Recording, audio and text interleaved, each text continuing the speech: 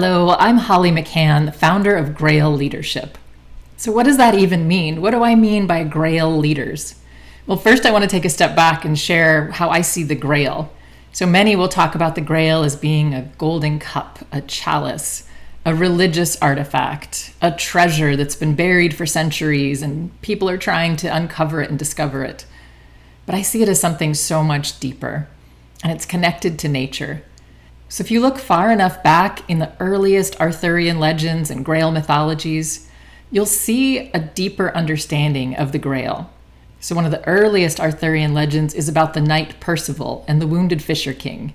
And if you look at the earliest versions, you might see a recounting of a ceremony.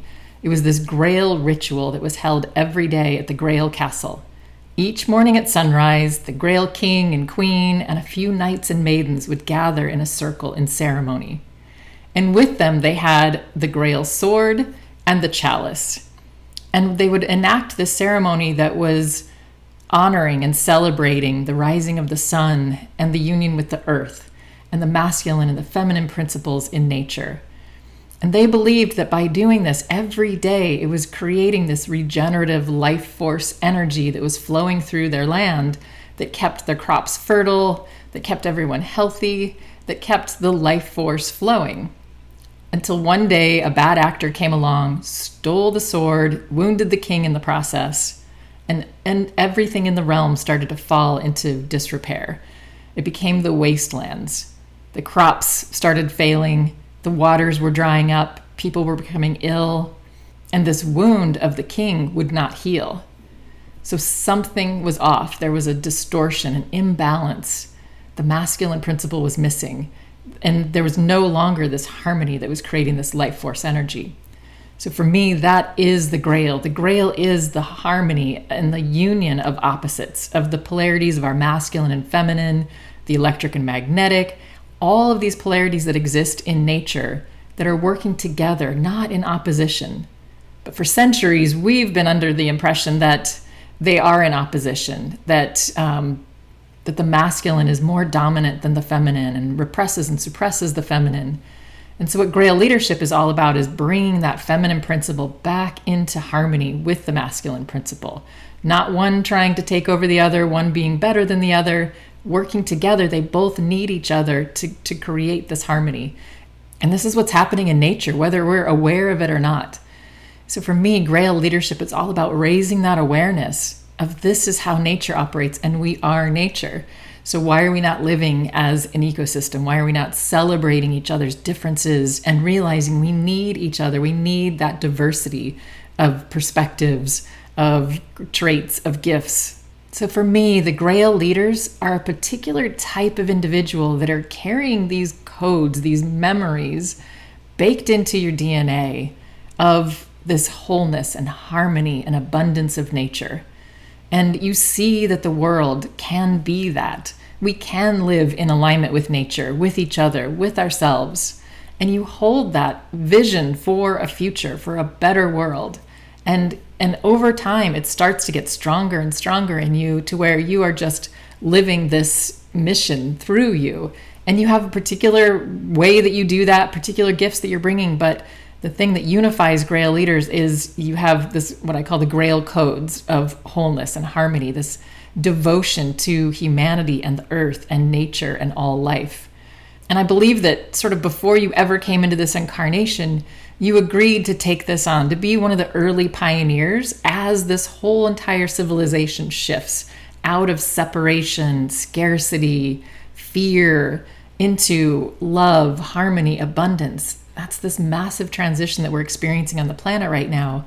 And Grail leaders came in early to sort of say, I will activate that. I will embody that in my own being. I will live as that. I will lead as that so that it can be anchored here in this reality, not just a vision, not just a hypothetical, not just a possibility, but living as that wholeness, harmony, abundance that is nature. Living in alignment with yourself, with your true nature, and with nature itself. And that's how we shift the planet. That's how we transform into a world of thriving. So for me, these Grail leaders have come in time and time again at different pivotal points in our history to be those front runners, to be the pioneers that are like, oh, I remember this somewhere in my being. I know this, and I can come back into remembering that and live as that, as an embodied awareness. Here are some other qualities that I consistently see as a theme in what I call Grail leaders. Since the beginning, you've known you were different. You sense that you're here for something greater. So from a very young age, you were seen as special in some way. Not everybody saw you, but certain people, whether it's a teacher, a boss, a particular mentor that saw something in you, you were drawn into leadership roles repeatedly, whether you sought them out or not. Typically, you ended up sort of being like, how did I get here? How did I end up with these amazing leaders?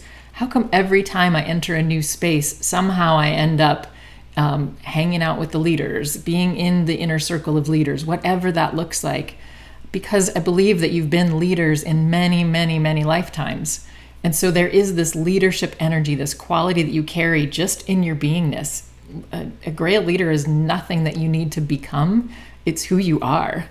And so more and more, the journey of the Grail leader is to embrace that, to come to know it, to embody it, to live from that, and to let go of all of the programs and the distortions that tell you, get back in your lane, do things the conventional way. So another thing about Grail leaders is that you aren't satisfied with the status quo. The conventional doesn't make sense to you at some point. You can see like there is a better way, there's a different way. Why are we all doing it this way? It doesn't make sense. There is this way of working and living in harmony. Grail leaders have a deep love for humanity and the earth. You connect with nature in a way that most people don't. You need to be in nature. You need to have nature around you. You are likely eating organic whole foods. You may be even growing your own food. You may be creating permaculture and biodynamic farms because you know there's a way to live in harmony with nature, with the earth. So Grail leaders often are repulsed by things that are very artificial, synthetic fragrances that are really strong, plastic plants. It's like, oh, I need real green plants in my home. I need to take walks in nature. I need to put my feet in the river. I need to put my feet and splash in the ocean. I need to be connected to nature. And that's because you realize you are nature. You're a part of this incredible ecosystem. You're not separate from it. You're not trying to conquer it to your own needs. You realize that makes no sense in this ecosystem of life. Grail leaders typically feel that you're here on a mission. Before you ever came here, you agreed to take on this particular mission, this particular way that you wanted to alchemize wounds of your experiences within yourself so that you could bring that magic elixir to the world. And it's something that when you look back, all these dots start connecting and making sense of like, oh, that's why I needed to experience this, or that's why I was called to go there.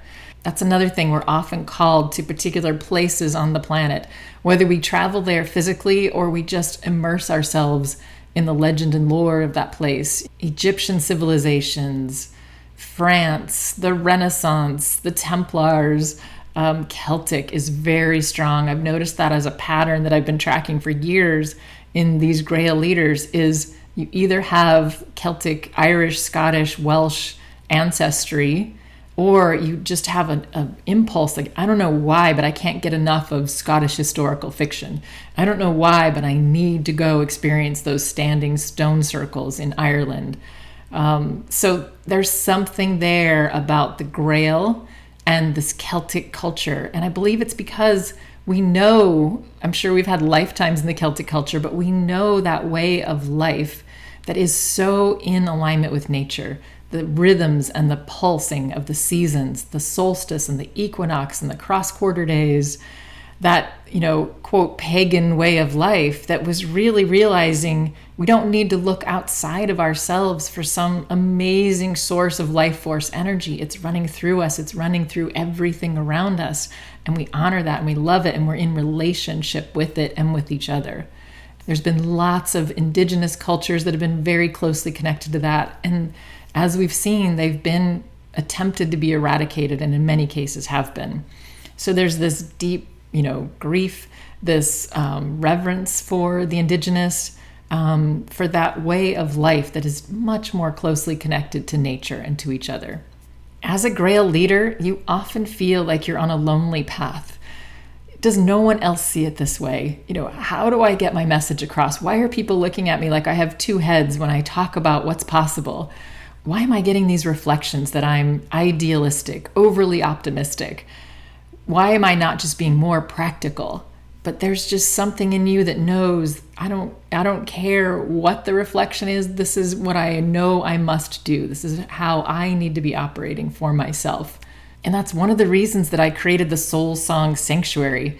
We need to be in these spaces around other Grail leaders where you feel that deep resonance, that deep recognition of, I may not remember you specifically, but I know your energy. I know the quality of who you are, that you're carrying, that is unlike most other people out there. It's not to say that Grail leaders are more special, more powerful, more entitled to anything.